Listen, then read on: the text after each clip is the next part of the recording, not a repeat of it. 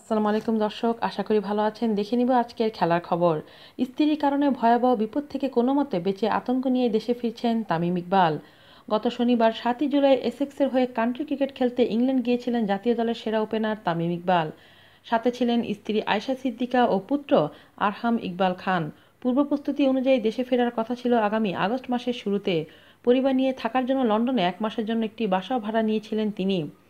কিন্তু হঠাৎ করে রোববার একটি ম্যাচ খেলেই গতকাল মঙ্গলবার রাতে ব্যক্তিগত কারণ দেখিয়ে লন্ডন থেকে স্ত্রী পুত্র নিয়ে বাংলাদেশের বিমানে ওঠেন তামিম। জানা গেল তামিমের দেশে ফিরে আসার খবর। অথচ এসেক্সের হয়ে ন্যাটওয়েস্ট টি-20 ব্লাস্টে 8 থেকে 9টি ম্যাচ খেলার কথা ছিল বাঁহাতি এই ওপেনারের। এসেক্সের হয়ে গত রোববার কেন্টের বিপক্ষে একমাত্র ম্যাচটি খেলে 1 ছক্কা 7 রান করেন তামিম। হুট করে কেন এমন সিদ্ধান্ত তা নিয়ে কৌতূহল ছিল কোটি ক্রিকেট ভক্তের। নানা জল্পনা কল্পনার মধ্যেও প্রকাশ হচ্ছিল না এমন সিদ্ধান্তের নেপথ্য কাহিনী। এর আগে তামিমের আকস্মিক দেশে ফেরায় ব্যক্তিগত কারণ আসলে কি জানতে চাইলে তামিমের বড় ভাই নাফিস ইকবাল কোনো মন্তব্য করতে রাজি হননি সংবাদ মাধ্যমে।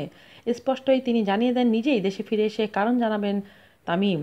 তামিমের ঘনিষ্ঠ একটি সূত্র জানা যায় খুবই ব্যক্তিগত এবং জরুরি প্রয়োজনে এসেক্স থেকে ফিরছেন তামিম। এই সময় তার ব্যক্তিগত গোপনীয়তার প্রতি সম্মান জানাতে সবার প্রতি অনুরোধ জানানো হয়। অন্যদিকে গতকাল মঙ্গলবার বিকেল পর্যন্ত কান্ট্রি ক্লাব এসেক্স তাদের ওয়েবসাইটে দেওয়া এক বিবৃতিতে জানায় ব্যক্তিগত কারণে তামিম ক্লাব ছেড়ে যাচ্ছেন। এই মুহূর্ত থেকেই আর দলের সঙ্গে নেই তামিম। এই সময় তামিমের প্রাইভেসি রক্ষা করতে অনুরোধ জানানো হয় কান্ট্রি দলটির বার্তায়। তবে সেই কারণটা প্রকাশ করেনি ক্লাবটি।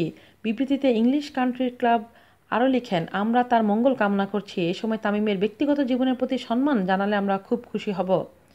তবে ইতিমধ্যে বেরিয়ে এসেছে এমন আকস্মিক সিদ্ধান্তে তামিমের ফিরে আসার পেছনের কারণ।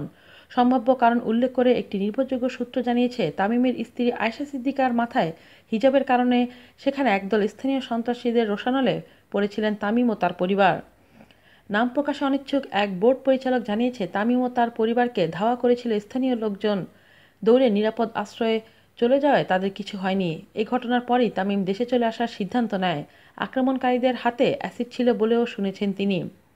নাম প্রকাশে অনিচ্ছুক ওই বোর্ড পরিচালক জানান, তামিমের স্ত্রীর মাথায় হিজাব পরেন, হয়তো সে কারণেই তাদের টার্গেট করা হয়েছে। এ ব্যাপারে জানতে মুঠোফোনে যোগাযোগ করেও পাওয়া যায়নি তামিমকে।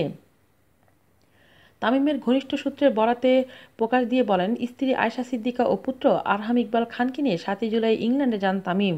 দেশে ফেরার কথা ছিল আগামী মাসের শুরুতে। পরিবার নিয়ে থাকার জন্য লন্ডনে 1 মাসের জন্য একটি বাসাও ভাড়া নিয়েছিলেন তিনি। গত পরশু রাতে সপরিবার সেখানকার স্থানীয় একটি রেস্টুরেন্ট থেকে রাতের খাবার খেয়ে হোটেলে ফিরছিলেন তামিম ইকবাল। গাড়িতে ওঠার আগেই কয়েকজন অজ্ঞাত ব্যক্তি আকস্মিক তাদের পিছু নেয়।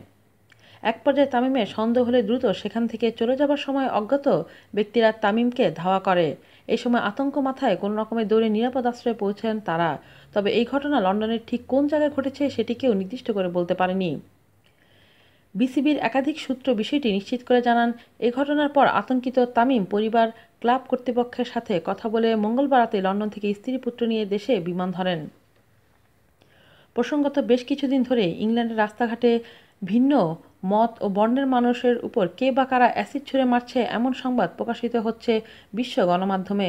গত 21শে জুন ইস্ট লন্ডনের বেকটনে রেশম খান ও জামিল মুক্তার নামে দুজনের উপর এরকম আক্রমণের ঘটনা ঘটেছে।